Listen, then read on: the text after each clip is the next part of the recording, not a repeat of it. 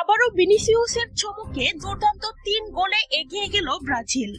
মরক্কোর বিপক্ষে পয়েন্ট হারানোর পর যে ব্রাজিলকে নিয়ে প্রশ্ন উঠেছিল, সেই ব্রাজিলই এবার হাইতির বিপক্ষে দেখিয়ে দিল কেন তারা বিশ্বকাপের অন্যতম শিরোপা দাবিদার। ম্যাচের শুরু থেকেই ছিল একচিটিয়া ব্রাজিলের আধিপত্য। বল দখল, আক্রমণ, গতি সবকিছুতেই যেন হাইতির চেয়ে কয়েক ধাপ এগিয়ে ছিল সেলেসাওরা। মাঠে নামার পর থেকে বোঝা যাচ্ছিল আজ কোনো ভুল করতে রাজি নয় ব্রাজিল। বিশেষ করে ভিনিসিয়াস জুনিয়রকে দেখে মনে হচ্ছিল তিনি যেন আলাদা কোনো মিশনে নেমেছেন। প্রতিটি আক্রমণে ছিল তার উপস্থিতি, প্রতিটি সুযোগে ছিল তার ভয়ঙ্কর গতির ঝলক। অবশেষে ম্যাচের 22তম মিনিটে আসে সেই কাঙ্ক্ষিত মুহূর্ত। মাঠ থেকে বল পেয়ে দুর্দান্ত গতিতে সামনে এগিয়ে যায় ভিনিসিয়াস। একে একে 2 ডিফেন্ডারকে কাটিয়ে ঢুকে পড়ে ডি বক্সের ভেতরে। এরপর নেন শক্তিশালী শট।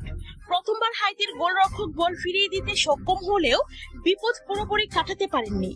ফিরতি বলে মুহূর্তের মধ্যেই জড়িয়ে যায় জালে। স্টেডিয়াম জুড়ে শুরু হয় ব্রাজিল সমর্থকদের উল্লাস।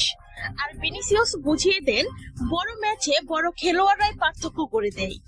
এরপর ম্যাচের 35 মিনিটের মধ্যে আসে দ্বিতীয় গোল। আর এখানেও গোল কারিগর ভিনিসিয়াস জুনিয়র। অসাধারণ পাস দিয়ে সতীর্থকে গোলের সুযোগ তৈরি করে দেন তিনি। আর সেই সুযোগ কাজে লাগিয়ে ব্রাজিল পেয়ে যায় দ্বিতীয় গোল।